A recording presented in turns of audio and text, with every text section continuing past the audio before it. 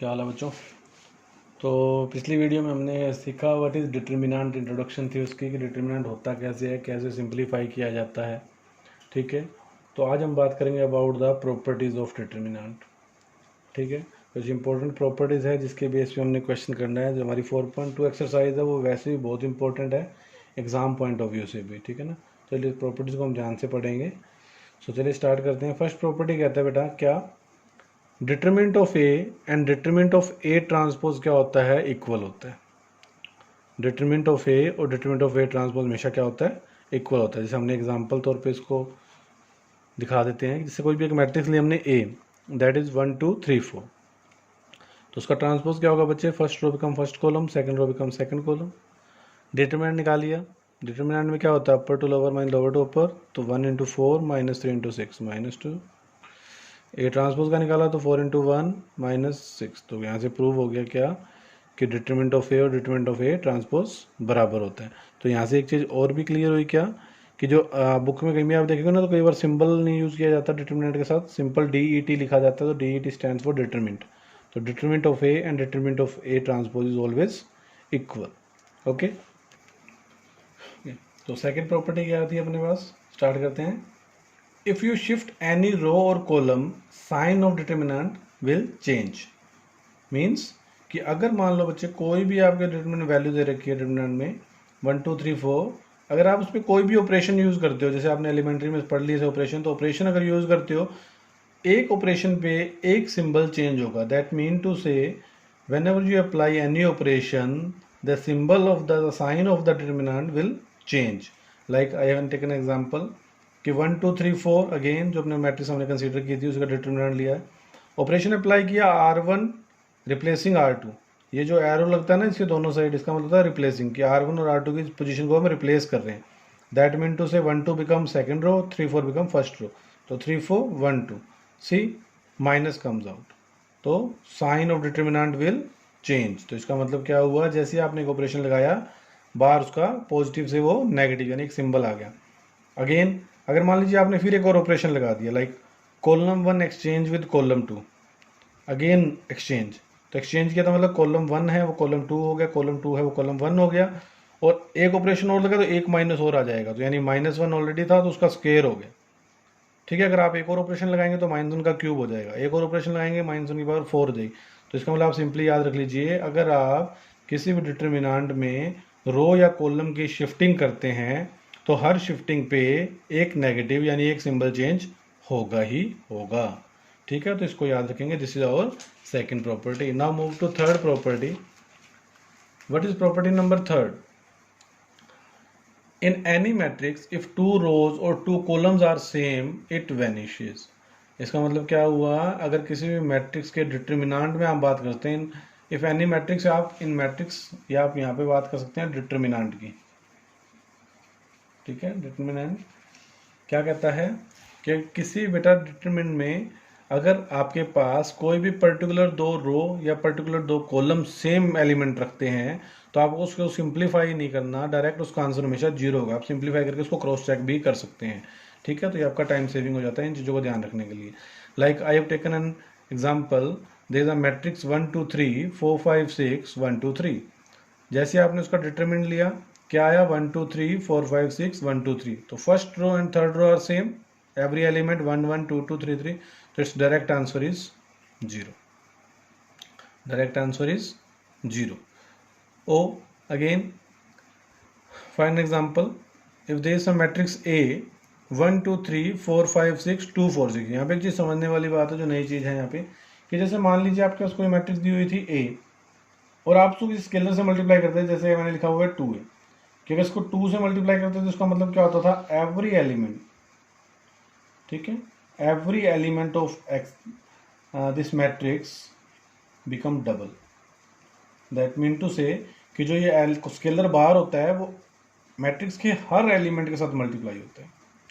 जबकि डिटरमिनेंट में क्या केस रहता है बेटा, कि डिटरमिनेंट में आप किसी भी स्केलर को किसी पर्टिकुलर रो या पर्टिकुलर कॉलम से भी मल्टीप्लाई कर सकते हो, यानी कि सब एलिमेंट का करना जरूरी है, वो पर्टिकुलर रो या पर्टिकुलर कॉलम के साथ मल्टीप्लाई भी हो सकता है और कॉमन निकालना चाहो तो कॉमन भी आ सकता है। जैसे हमने इसमें एग्जांपल लिया 1 2 3 4 5 6 2 4 6। ठीक है, तो यहाँ पे आप देखेंगे क्या 2 4 6, तो 2 can be common out from row 3। तो इसका मतलब देखो, अब आपने 2 4 6 से सिर्फ यहाँ से कॉमन निकाला 2 बार, ये नहीं कि सब में से निकालना पड़ेगा। तो यही फर्क है डिटर्मिनेंट और मैट्रिक्स में कॉमन निकालते टाइम या स्केलर मल्टीपल करते टाइम। तो जैसे आपने यहाँ से 2 बार निकाल दिया, क्या बचा 1 2 3, तो ये 1 2 3 फिर 1 2 3 बिकम 0। ठीक है, तो दिस इज और थर्ड प्रॉपर्टी कि अगर दो रो या दो कॉलम सेम हो जाते हैं तो डिटरमिनेंट की डायरेक्ट वैल्यू क्या हो जाती है, 0 हो जाती है। नाउ फोर्थ प्रॉपर्टी कहता है if any matrix in any matrix if any row or column have every element is 0 it vanishes। Again matrix के अंदर बात डिटर्मिनेंट की प्रॉपर्टी चल रही है, तो मैट्रिक्स को डिटर्मिनेंट लेने पे आपको सॉल्व करके बताना है। जैसे फॉर एग्जांपल हमने कहा इसको समझाने के लिए, ठीक है, क्या कि अगर अपने पास एक मैट्रिक्स है 1 2 3 4 5 6 0 0 0, यानी एक एलिमेंट एक एवरी एलिमेंट ऑफ रो, यानी थर्ड रो में आप देखो हर एलिमेंट 0 है, तो उसका डिटर्मिनेंट डायरेक्ट क्या आएगा बेटा, 0। कि अगर इस फोर्थ प्रॉपर्टी क्या कहती है, अगर पर्टिकुलर रो या पर्टिकुलर कॉलम के सारे अगर एलिमेंट 0 0 0 हैं तो उसका डिटर्मिनेंट डायरेक्ट क्या लिख सकते हैं आप, 0। वो सिंप्लीफाई करके भी देखेंगे, क्रॉस चेक हो जाएगा। जैसे सेकंड एग्जांपल हमने एक बी मैट्रिक्स ली 1 5 6 7 8 और third column is 0, every element is 0, तो डिटर्मिनेंट क्या आएगा, 0। ठीक है, ये मैंने एग्जाम्पल और लिख के रखा है जिससे बच्चे कई बार कंफ्यूज होते हैं उस कारण से, क्या कि 1 5 6 7 0 8 0 0 1, तो बच्चे इसको भी कई बार कहते हैं 0 लिख देते हैं कि सर यहाँ पे 0 थे, लेकिन ये गलत है क्योंकि बच्चे बोला एवरी एलिमेंट। अब यहाँ पे इसमें दो तो 0 हैं लेकिन एक एलिमेंट 0 नहीं है, नॉन 0 एलिमेंट है, तो इसका मतलब क्या हुआ, ये आपके पास डिटर्मिनेंट डायरेक्ट 0 नहीं आएगा, you have to simplify this. ठीक है, और एक इसमें ये केस है आपके पास नोट डाउन करने के लिए, क्या डिटर्मिनेंट में एक केस ये भी रहता है कि आप डिटर्मिनेंट को डिस्ट्रीब्यूट यानी सेपरेट दो हिस्सों में लिख सकते हैं। कब, जैसे अगर आपके पास एक मान लीजिए पहली रो है x plus y, y plus z, z plus x, a B C e f g, so आप इसके दो पार्ट कर सकते हैं, बीच में प्लस है तो बीच में प्लस आएगा, अगर यहाँ माइनस होता तो माइनस आता। सिर्फ फर्स्ट एलिमेंट लीजिए x y z, second two rows same रहेंगी, ठीक है, प्लस y z x, बाकी दो सेम रहेंगे। कहने का मतलब अगर बीच में प्लस होता है तो उसके हम दो पार्ट कर सकते हैं। एक एग्जांपल मैं और बता देता हूँ आपको कि फॉर एग्जांपल अगर आपके पास मैट्रिक्स है a plus b, b plus C, C plus d, e plus f, g plus h, i plus k, l plus m, n plus o, p plus q. ठीक है, तो आप इसके दो हिस्से कर सकते हैं बिल्कुल। फिर से जस्ट फर्स्ट एलिमेंट लीजिए सभी का, A B C, sorry A B C, E G I, L N P, plus second element ले लीजिए सभी का, B C D, F H K, M O K. तो यहाँ से हमने देखा कि अगर आपके पास बीच में प्लस या माइनस है तो आप अगर मान लीजिए ये भी होता है कई बार कि दो रो में दिया हुआ है और थर्ड में नहीं दिया हुआ, तो सेम रूल रहेगा, जिसमें नहीं दिया हुआ एज इट इज चलता है, और जो अगर बीच में प्लस से सिंपल है तो उसको आप सेपरेट करके लिख सकते हैं। ठीक है, तो आई होप सबको प्रॉपर्टीज समझ आई होगी। अब इस पर हम प्रॉपर्टीज सबको समझ आई होंगी, तो अब इस पर हम कुछ एग्जाम्पल्स के बारे में बात करते हैं। ठीक है, ओके, देखिए जैसे एग्जाम्पल लिख के रखे हमने पहले से, कहता है X Y Z A B C, x plus A, Y plus B, Z plus C, show that this is equal to 0। यहाँ मैं कंडीशन डाल देता हूँ, शो दैट विदाउट एक्सपेंडिंग। यानी कहने वाला, एक तो आपने डिटरमिनेंट सॉल्व करना सीखा है, पहले फर्स्ट वीडियो हमने सिखाया कि किसी पर्टिकुलर रो से या पर्टिकुलर कॉलम से एक्सपेंड करके हम इसको, भाई आप एक्स के लिए ले रहे हैं तो इससे पर्टिकुलर रो कॉलम छोड़ दीजिए, उसको एक्सपेंड करके 0 प्रूव कर सकते हैं। इसमें कंडीशन है कि विदाउट एक्सपेंडिंग, तो किसी भी डिटरमिनेंट को बेटा अगर विदाउट एक्सपेंडिंग 0 करना है तो उसके लिए हमें बिल्कुल किसकी तरफ जाना पड़ेगा, हमारे थर्ड प्रॉपर्टी की तरफ या फोर्थ की तरफ। कि थर्ड में क्या थी, या तो पर्टिकुलर दो रो या कॉलम सेम बना दीजिए तब 0 होता है, या फिर पर्टिकुलर एवरी एलिमेंट 0 बना दीजिए तब 0 होता है। तो वैनिश तो इसका रिजल्ट 0 तभी आ सकता है विदाउट एक्सपेंडिंग, क्या कि या तो रो दोनों सेम आ जाएं या दो कॉलम सेम आ जाए या एवरी एलिमेंट 0 आ जाए। तो देखो जो हमने लास्ट पार्ट पढ़ा उसको यूज़ किया हमने यहाँ पे कि x Y Z A B C, x plus A, Y plus z, z plus c. तो इसमें दो हिस्से कर लिए इसके प्लस के कारण, x Y Z A B c as it is इसके फर्स्ट एलिमेंट्स, फिर plus x Y Z A B c as it is इसके second element. Now you will see first part में first column x Y z है, third column है, तो 2 column same, तो direct answer क्या आ गया 0। सेकंड पार्ट में भी देखो सेकंड और थर्ड कॉलम सेम है, तो क्या आ गया 0, 0 प्लस 0 बिकम 0। तो ये हमें इसमें प्रूव करना था।